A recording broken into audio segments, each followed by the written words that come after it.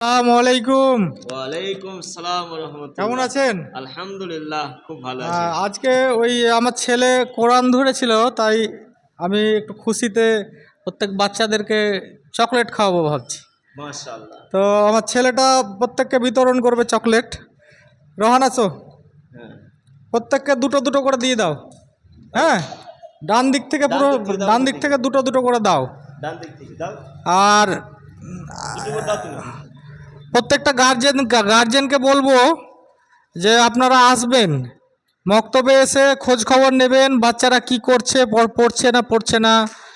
আর এরকমভাবে প্রত্যেকটা গার্জেন সজাগ হবেন যে খুশি করবেন বাচ্চাদেরকে, যে কোরআন ধরুক বা সিফারা ধরুক বা কায়দা শেষ করুক, প্রত্যেকে খেয়াল রাখবেন।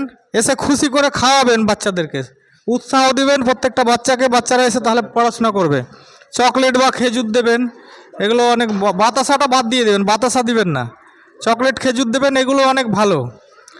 আর ইমাম সাহেবের কাছে আমার একটা প্রশ্ন, যে অনেকে নামাজের বিষয়ে, যে অনেকে বলে আমি গরিবদেরকে দান করি বা অনেক দান করি, অনেক জায়গায় দান করি, গরিবদেরকে খাওয়াই। হ্যাঁ, এগুলো বাইরেও তারা কিন্তু নামাজ পড়ে না। তো তা নামাজ পড়ে না, এই কারণে আমার প্রশ্নটা যে তাদের এইগুলো কবুল হবে না। নামাজ না পড়লে এইসব দানগুলো আল্লাহ কবুল করবে কি করবে না, আপনি এগুলো বিস্তারিত বলুন। আসসালামু আলাইকুম ওয়া রাহমাতুল্লাহ।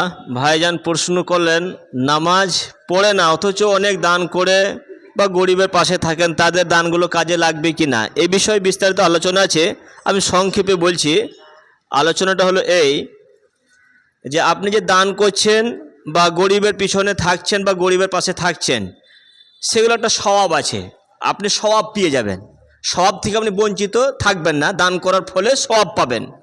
কিন্তু সেই স্বভাবগুলোকে কাল কিয়ামতের মাঠে আপনাকে দেখানো হবে যে দান করাতে এত পাহাড় পরিমাণ নাকি স্বভাব, বা বিধবার মেয়ের বিয়ে দেওয়া, গরিব মেয়ের বিয়ে দেওয়া, প্রতিবেশীদের হেল্প করা, সব স্বভাবগুলো দেখানো হবে।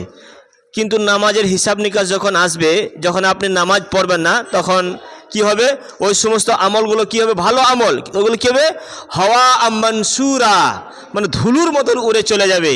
মানে নামাজ না পড়লে ওই একটাও আমল কাজে লাগবে না। ওই জন্য বলা হয়েছে যার নামাজ নাই তার কোনো ঈমান নাই। নামাজ যদি আপনি না পড়েন, যদি 100 কোটি টাকা দান করেন, তাও আপনার দান কাজে লাগবে না, হাসরের ময়দানে কাজে আসবে না। অতএব নামাজ পড়তে হবে। নামাজ ছাড়া মুসলমান থাকা যায় না।